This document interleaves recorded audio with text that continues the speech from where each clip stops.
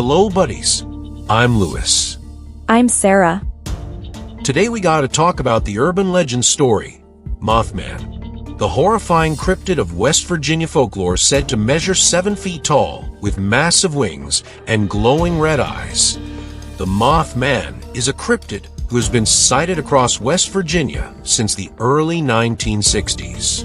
On November 12, 1966, in Clendenin, West Virginia, a group of gravediggers working in a cemetery spotted something strange. This was the first reported sighting of what would come to be known as the Mothman, an elusive creature that remains as mysterious as it was on the night that a few frightened witnesses first laid eyes on it. Just 3 days after the gravediggers' initial report, in nearby Point Pleasant, West Virginia, 2 couples noticed a white-winged creature about 6 or 7 feet tall standing in front of the car that they were all sitting in.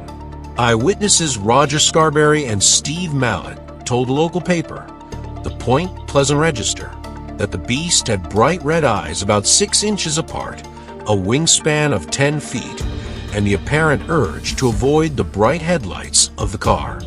According to the witnesses, this creature was able to fly at incredible speeds, perhaps as fast as 100 miles per hour. All of them agreed that the beast was a clumsy runner on the ground. It flies as fast as the planes during World War I. The current maximum speed limit on many roads is around 100 miles, which shows that Mothman flies very fast. But clumsy on the ground? He has wings, and I guess he walks in a hopping manner like a bird, so he looks a little clumsy. How did people know Mothman's flying speed? They knew this only because it allegedly chased their vehicle to the outskirts of town in the air, then scuttled into a nearby field and disappeared. Knowing how absurd this must have sounded to a local paper in a small Appalachian community in the 1960s, Scarberry insisted that the apparition couldn't have been a figment of his imagination. He assured the paper, if I had seen it while by myself, I wouldn't have said anything, but there were 4 of us who saw it. It's horrible be chased by Mothman. Like movies, right? At first, reporters were skeptical. In the papers, they called the Mothman a bird and a mysterious creature. However, they did print Mallett's description. It was like a man with wings.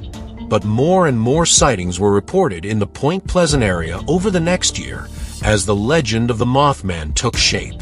Being chased by a monster, why didn't they call the police? Mobile phones were not yet common in the 1960s. There are many people with wings, such as angels, demons, and flying mutants in movies. But in West Virginia, the Gettysburg Times reported 8 additional sightings in the short span of 3 days after the first claims. This included 2 volunteer firefighters who said they saw a very large bird with large red eyes. Newell Partridge, a resident of Salem, West Virginia, claimed that he saw strange patterns appearing on his television screen one night, followed by a mysterious sound just outside of his home. Shining a flashlight toward the direction of the noise, Partridge supposedly witnessed 2 red eyes resembling bicycle reflectors looking back at him. This anecdote remains a popular one in the Mothman mythos, especially since it allegedly led to the disappearance of Partridge's dog. To this day, some still believe that the fearsome beast took his beloved pet. What is the Mothman really? Dr. Robert L. Smith, an associate professor of wildlife biology at West Virginia University, dismissed the notion that a flying monster was staking out the town. Instead, he attributed the sightings to a sandhill crane, which stands almost as tall as the average man and has bright red flesh around its eyes. This explanation was compelling, especially given the number of early reports that had described the creature as bird-like. This is what a sandhill crane looks like. Would anyone think of such a bird as a human? Its head doesn't glow. Yes, so it should be impossible to think that Mothman is a sandhill crane. Some people hypothesize that this crane was deformed, especially if it resided in the TNT area, a name that locals gave to a series of nearby bunkers that were once used for manufacturing munitions during World War II. It has been suggested that these bunkers have leaked toxic materials into the neighboring wildlife preserve, possibly affecting nearby animals. Toxic substances leaked during World War II, and no one discovered it for so long? Is there anyone managing it? Is there only this one mutated creature?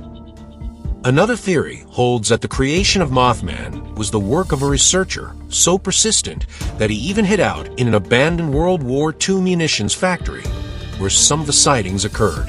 Is it a bad scientist? Is it the same with Goatman and Bigfoot? Not at all. For example, there are legends about people with sheep's heads and human bodies in ancient times.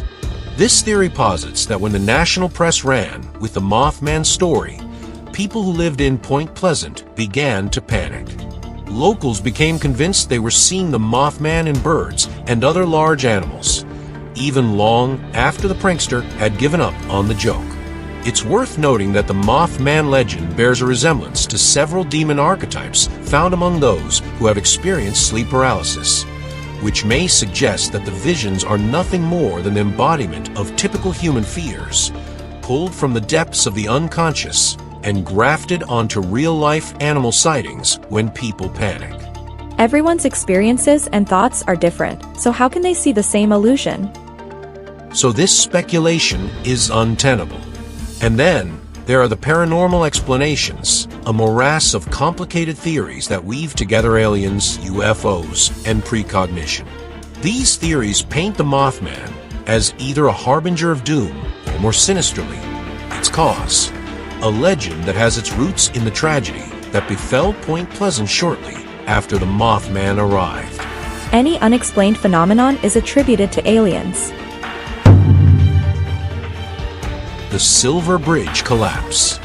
On December 15, 1967, just over a year after the first Mothman sighting, traffic was bad on the Silver Bridge. Originally built in 1928 to connect Point Pleasant, West Virginia, to Gallipolis, Ohio, the bridge was packed with cars. This placed a strain on the bridge, which had been built in a time when cars were lighter. The Model T had weighed just 1,500 pounds, a modest sum compared to the 1967 average for a car, for 1,000 pounds. The bridge's engineers hadn't been particularly imaginative, nor had they been especially cautious while creating this structure. The bridge's design featured very little redundancy, meaning that if one part failed, there was almost nothing in place to prevent other parts from failing as well. And on that cold December day, that was exactly what happened. This means that the Silver Bridge did have hidden dangers. The Mothman did not destroy the approach bridge, but predicted the collapse of the Silver Bridge.